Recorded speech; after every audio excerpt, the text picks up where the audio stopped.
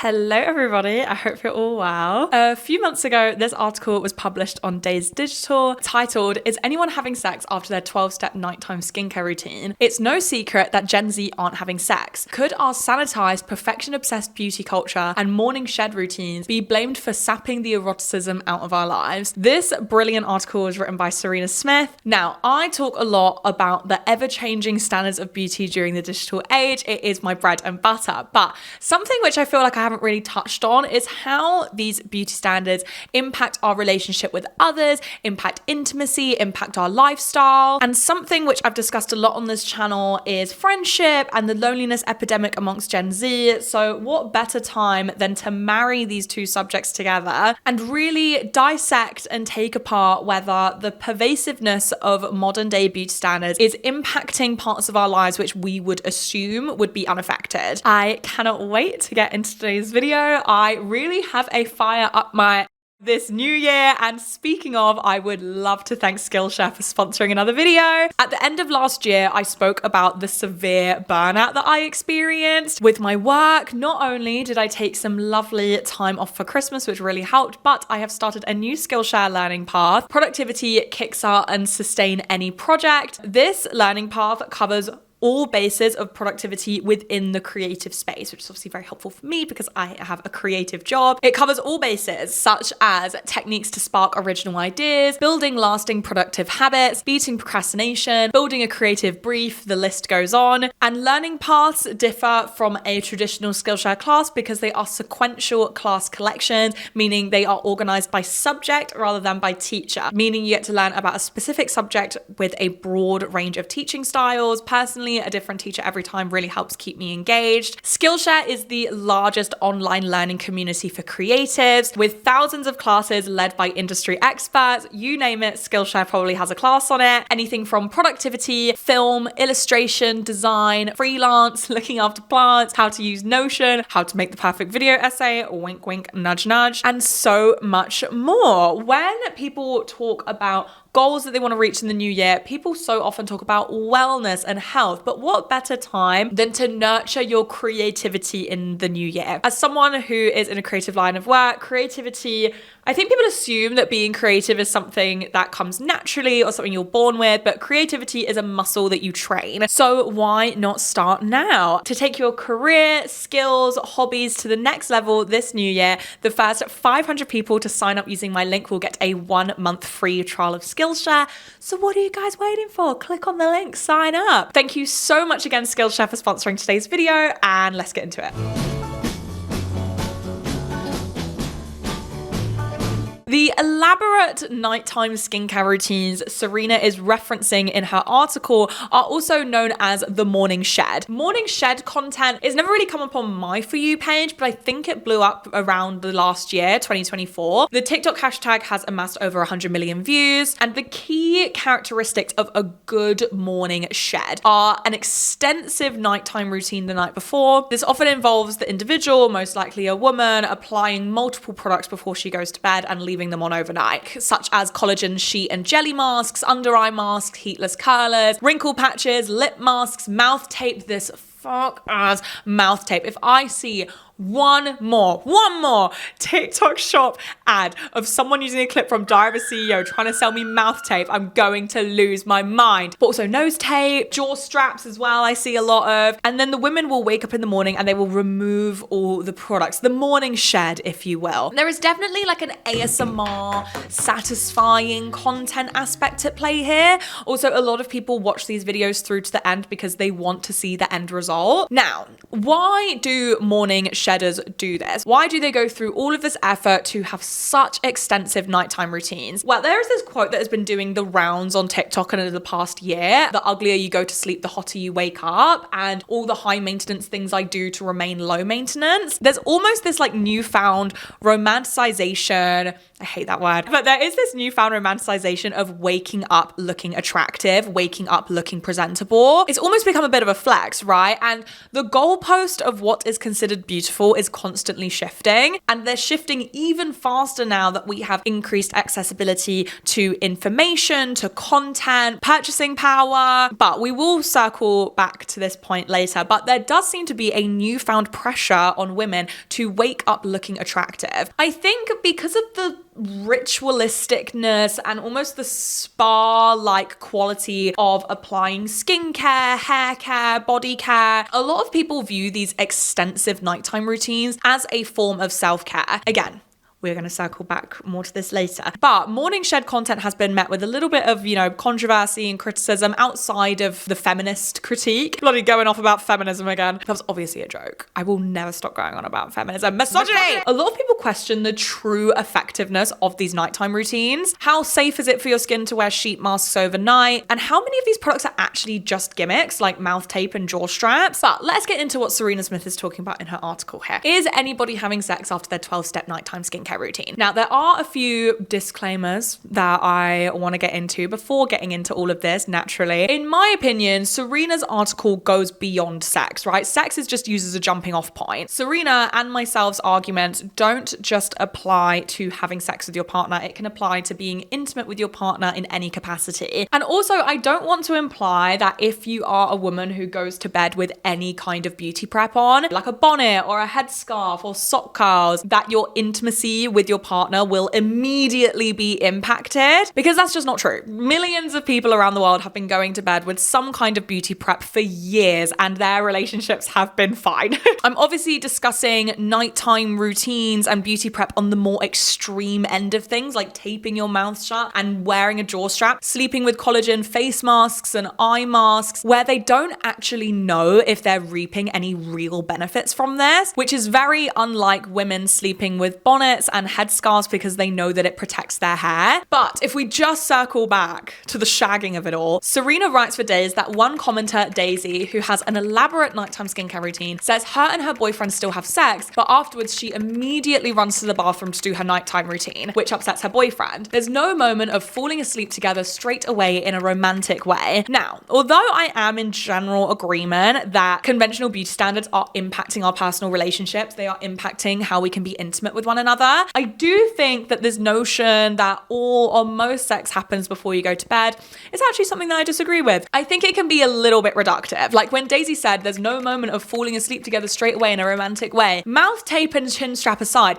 is that actually realistic? Because I don't know about you guys, but whenever I sleep with someone, I have to immediately run to the bathroom to pee so I don't get UCI. But if we just stay on this defense of morning shedders for just a moment, some people would argue that sharing your nighttime routine and feeling comfortable enough to do your skincare routine in front of your partner is an act of intimacy in of itself. Holly spoke to Days and she used to sleep in her makeup in the early stages of her relationship. Relatable. I feel like that's a universal experience of sleeping with your full face of makeup on, until she became more comfortable to do her skincare routine in front of her partner. It felt like a new form of intimacy. They still found me attractive at what I felt was my most self-conscious, least sexy. But despite these arguments in defense of morning shedders, I don't think it's a controversial statement to make that going to bed wearing 2 sheet masks, nose tape, a jaw strap, and taping your mouth shut will probably sap some of the intimacy and eroticism out of your relationship. But this isn't the first time that beauty culture has impacted our romantic relationships. Jessica Davino tells Serena Smith for Days, beauty culture can cause us to be preoccupied by our appearance at almost all times. Some studies show that women distracted by thoughts of their own appearance during sex may experience lower sexual satisfaction and less consistent orgasms. And this isn't just the fault of beauty culture, this is the fault of porn culture as well. And the equation of porn sex as real sex, when really one is a performance to be voyeured and watched, while the other is something to experience and feel. And what is the one thing that ties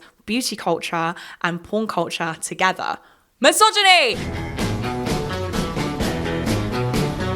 On the River Calf Table podcast, David Beckham shared that despite his love for cooking, his wife Victoria rarely eats anything that he cooks. I get quite emotional about food and wine. When I'm eating something great, I want everyone to try it. Unfortunately, I'm married to someone who has eaten the same thing for the last 25 years. Since I've met Victoria, she only eats grilled fish, steamed vegetables. She'll very rarely deviate from there. The only time she shared something that's been on my plate is when she was pregnant with Harper, and it was the most amazing thing. It was one of my favorite evenings evenings. I can't remember what it was, but I know she's not eaten it since. When we're discussing the pressure of conventional beauty standards and how it impacts our romantic relationships, we can't not talk about diet culture, or at least touch on it very lightly, which is what I'm doing here. Because as I was brainstorming and me and Leanne were researching for this video, something which was really on our minds was how Ozempic must impact date nights. Ozempic is a drug used to treat type 2 diabetes, but it's also off-label used as a weight loss drug. It essentially acts as an appetite suppressant. People who take Ozempic report no longer sort of thinking about food, fantasizing about food, craving food. And something I was really interested in is how taking an appetite suppressant and diet culture in general has impacted going to dinner with the person that you love. And I want to make it very clear that I know I am discussing a very sensitive subject. I would never want to imply that people who eat less, whether that's because they take an appetite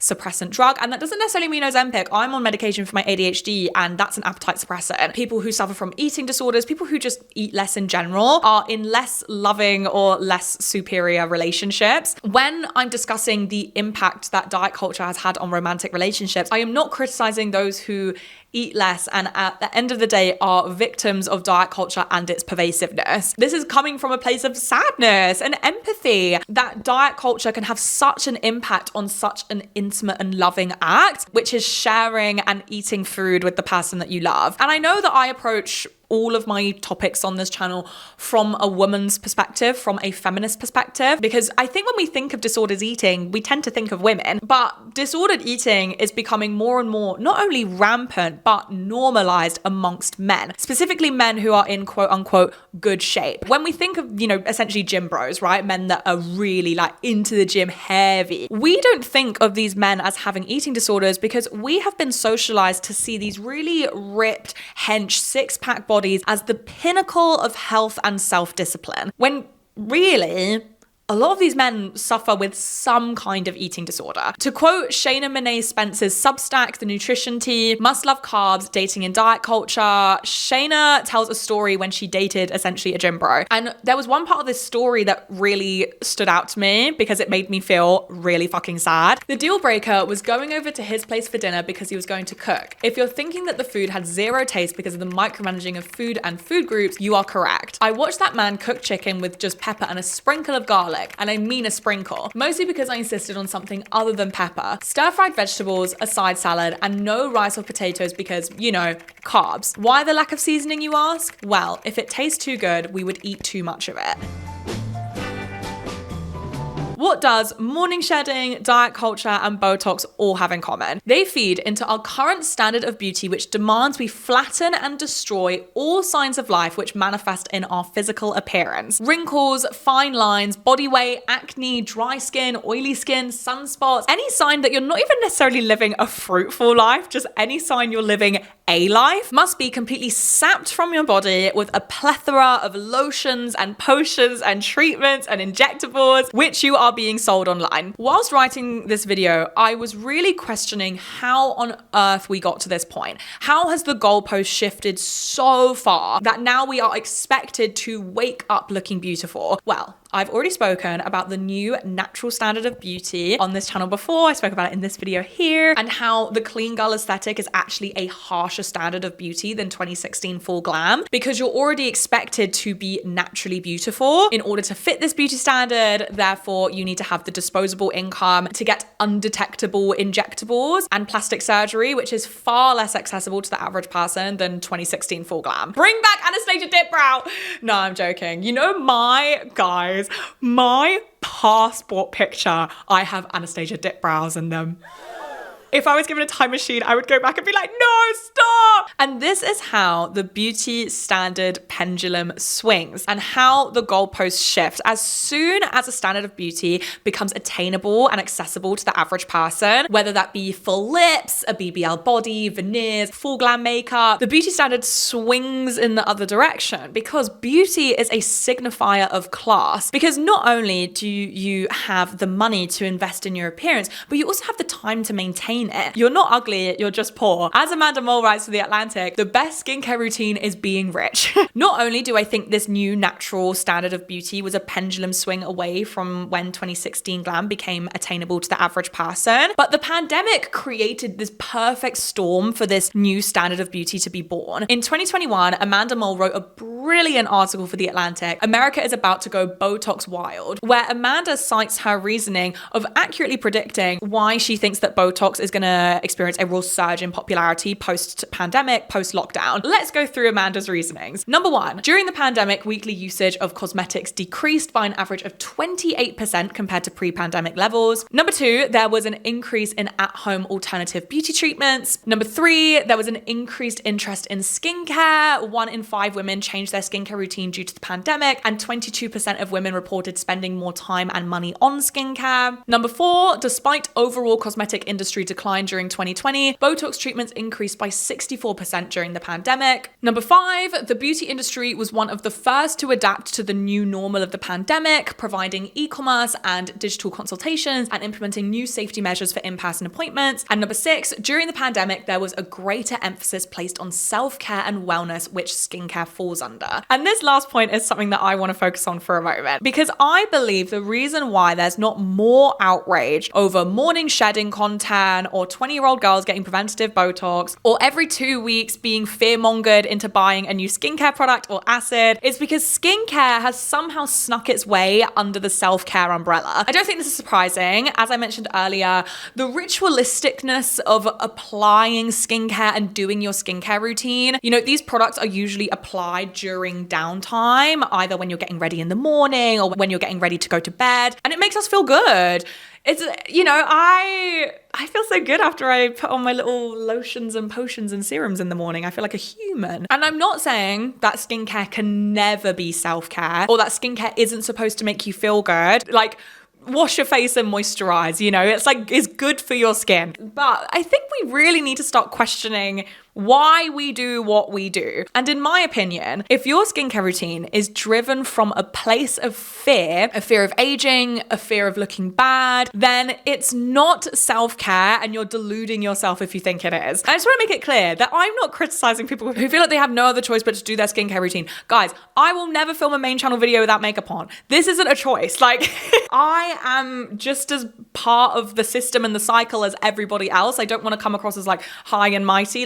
Guys, do you seriously think I'm sticking on outer corner lashes out of choice? We need to start asking ourselves if we really feel like we have a choice in this matter. Because a common argument amongst, morning shedders and any sort of weird skincare trend on TikTok is that they're doing it for themselves because it makes them feel good. And I think something that we need to start questioning ourselves is, could you go a day without doing your skincare routine? And I'm not talking about just washing your face and moisturizing, because I understand that is comfortable. I could not get out of the shower and not moisturize my face. Do you feel like you could comfortably go a few days, a few weeks even, without your different acids, anti-aging products, chin strap, mouth tape? And if you feel like you can't, are you really doing this for yourself? I think something else we can also discuss is why self-care specifically experienced such a boom during and after the pandemic. The self-care boom isn't pandemic specific because it has lived on today. Again, I think there's a myriad of factors at play as to why the self-care industry really thrived during and after the pandemic. Firstly, we were living during a time where hygiene and health were discussed day in, day out, understandably, by family, friends, on the news. And to me, things that fall under the self-care umbrella, like skincare, are associated with health and hygiene, even when they shouldn't necessarily be. Also, the pandemic was a time of collective trauma. Not only were we listening to reports of thousands of people dying every single day, but millions of people around the world experienced their loved ones getting sick or worse. A lot of people resorted to self-care and self-care-like rituals to make themselves feel better. Another reason why I think self-care products are really thriving, I'm not done yet, I'm never done, is because I believe that self-care beauty products like skincare falls under the sweet treat umbrella. To quote Kate Doherty for Ingenuity London, the sweet treat economy, why little luxuries are thriving in hard times. As consumers find themselves more constrained financially, they often turn to small comforts, those affordable luxuries. This behavior is encapsulated by the lipstick effect, a term coined by Leonard Lauder, the chairman of Estee Lauder, in 2001. Lauder observed observed that lipstick sales tended to rise during economic downturn, particularly following the 9/11 attacks. The lipstick effect suggests that during tough times, consumers gravitate towards small indulgences, like lipsticks, as mood boosters when larger purchases feel unjustifiable. Research supports this phenomenon, indicating that people often seek feel-good purchases during periods of economic stress or uncertainty. Now, not only do I think the lipstick effect lines up with the economic and emotional stress that people were under during the pandemic, but it also lines up with the current state of the economy. Like, yes, I am going to buy that Paula's Choice exfoliant. I'm going to be renting for the rest of my life. But if we just circle back to this notion of flattening all signs of life as the new current beauty standard, as I mentioned earlier, beauty is often a signifier of class, and the goalposts keep on shifting so the wealthy can remain the most beautiful. Because remember, beauty is also currency. And what better standard of beauty for the wealthy than complete flatness? Because not only can the rich and famous afford these unclockable procedures, but they can also afford to be unencumbered by the world around them. Like, of course, these wealthy celebrities don't have wrinkles or fine lines or sunspots or scarring because they pay people to do their dirty work for them. They have staff. And like, by dirty work, I don't necessarily mean like gardening or taking out the bins. It can also be doing the food shop, cooking, looking after their children. The list goes on. But another thing, sorry, I literally won't shut up today, but something else I found really interesting about this new standard of beauty is the way that it's impacted the way that we view plastic surgery. Because not only plastic surgery, but also injectables has become more accessible to the average consumer. The more accessible that plastic surgery and injectables has become to the average consumer, the more stigmatized noticeable plastic surgery has become. Noticeable plastic surgery has associations with cheaper plastic surgery, but it doesn't just stop there. It goes beyond that. I think noticeable plastic surgery has associations with vanity and shallowness. And something we need to remember here is that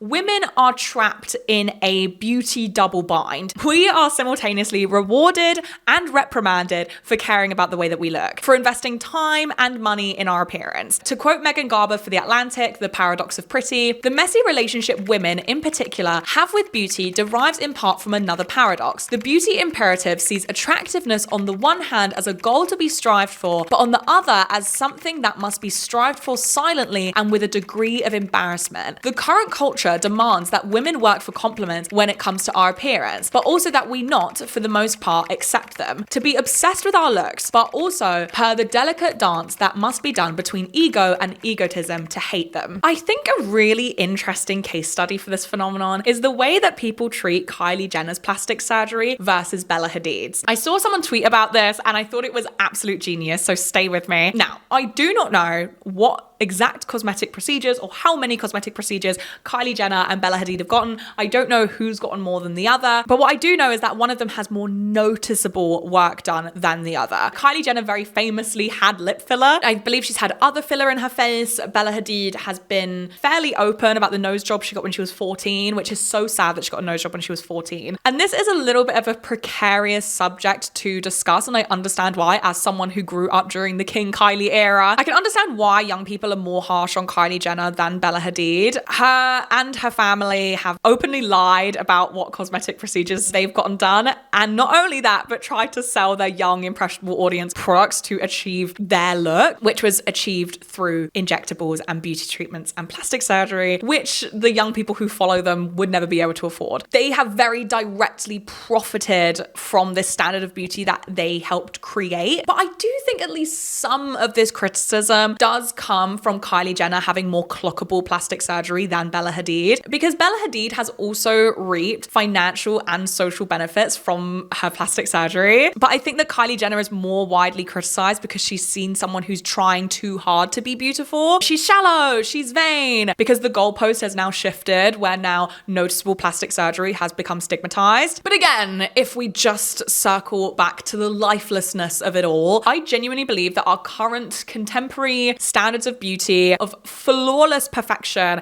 impacts the way that we live our lives. Excessive skincare routines and diet culture is just one example, but I've seen this article from The Atlantic, shock, doing the rounds recently. Americans Need to Party More by Elle Cushing. Elle writes about how America is in a party deficit, with only 4.1% of Americans attended or hosted a social event on an average weekend or holiday in 2023, according to the Bureau of Labor Statistics. This is a 35% decrease since 2004. Now, obviously, there's a myriad of factors factors at play as to why Americans are partying less. I spoke about this more in my running clubs video, but young people are hosting less than generations before them because they don't have the means to do so. Most of my friends live in apartment blocks, house shares, they rent. A lot of my friends don't have like communal spaces in the homes that they rent. They don't have living rooms, they don't have gardens. Me and my housemate can't host because we have very temperamental neighbors. But also, I'm interested to know how many young people are socializing less, drinking less, partying less because they're conscious about how it will affect their appearance.